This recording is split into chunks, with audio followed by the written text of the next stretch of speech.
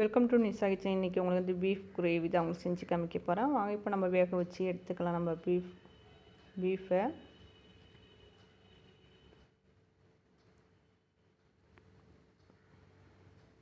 இஞ்சி பூண்டு பேஸ்ட் வந்து நான் ஒரு 1.5 ஸ்பூன் போட்டிருக்கேன். மஞ்சத்தூள் 1 ஸ்பூன், 1.5 ஸ்பூன் போட்டிருக்கேன் மஞ்சத்தூள். ஒரு கோவலை வந்து நம்ம வந்து தண்ணி ஊற்றிருக்கோம். இது நம்ம வந்து ஒரு 10 விசில் விட போகிறோம். ஒரு பிஞ்சாக இருந்தால் ஒரு 5 விசில் விடலாம். நம்ம வெங்காயத்தில் தான் வந்து மிளகு, ஜீரகம், பெருஞ்சீரகம், பட்டை, ஏலக்காய் நம்ம போட்டு அரைச்சி எடுத்துக்கலாம். பாருங்கள், அரைச்சிட்டேன். பாருங்கள், விசில் வந்துருச்சு. நம்ம 10 விசில் விட்டு எடுத்து வச்சுக்கிட்டேன். நல்லா வெந்துருச்சு.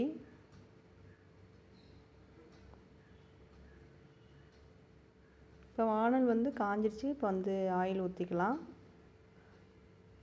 ஆயில் வந்து ஒரு 50 கிராம் ஊற்றிருக்கேன்.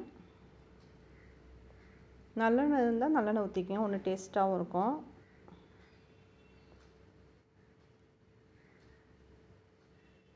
நம்ம வந்து இதுக்கு வந்து பட்டை, ஏலக்காய், பிரியாணி இலை போடுறேன்.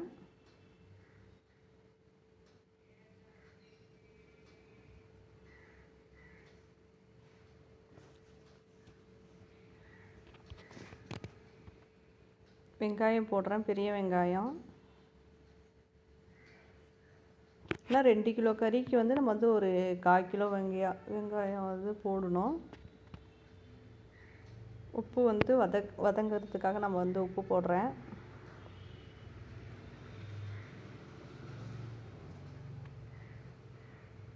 நல்லா வதங்கிடுச்சு. இஞ்சி பூண்டு பேஸ்ட்டு போடுறேன். ஒரு ஸ்பூனு கொஞ்சோன்னு போடுறேன் நான். ஏன்னா ஏற்கனவே நம்ம வந்து கறியில் போட்டு வேக வச்சு எடுத்து வச்சுருக்கோம்.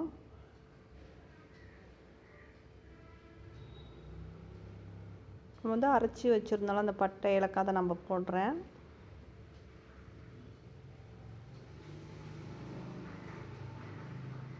போட்டு நல்லா கலரி விடுங்க.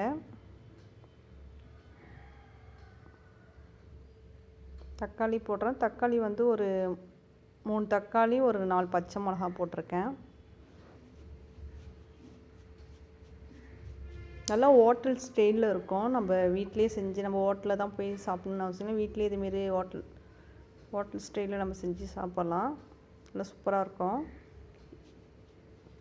சப்பாத்தி, தோசை, ரசம் சாதத்துக்கு புதினா தழை போடுறேன். சாம்பார் சாதம் இதுக்கெல்லாம் நல்லா டேஸ்ட்டாக இருக்கும்.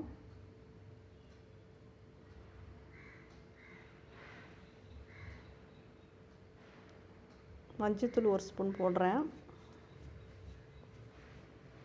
மிளகாத்தூள் 1 ஸ்பூனு. உங்களுக்கு வந்து உரப்பு எவ்வளோ தேவையோ அந்த அளவுக்கு போட்டுக்கலாம். நம்ம உரப்பு அதிகமானால் 2 ஸ்பூன் நீங்கள் போட்டுக்கோங்க. ஏன்னா நம்ம வந்து மிளகுத்தூள் தான் நம்ம வந்து அதிகமாக சேர்த்துக்கிறோம். நம்ம தயிர் ஊற்றுறேன்.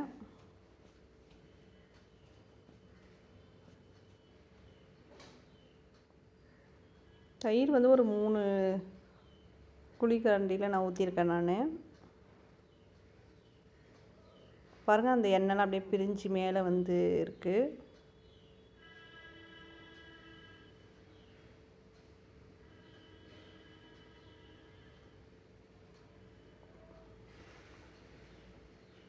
பாருங்கள், நல்லா வதங்கிடுச்சு. இப்போ நம்ம வந்து கறியை போடுறோம். நம்ம தண்ணியே ஊற்றணும். அதில் இருக்க தண்ணியை நம்ம ஊற்றினா போதும்.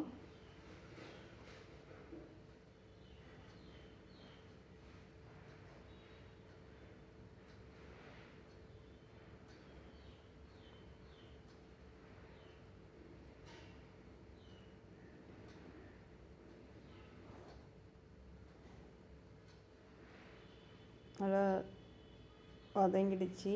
சூப்பராக இருக்குது பார்க்கும் போதே. கிரேவி ரெடி ஆயிடுச்சு.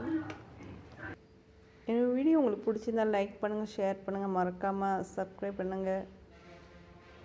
பாய்.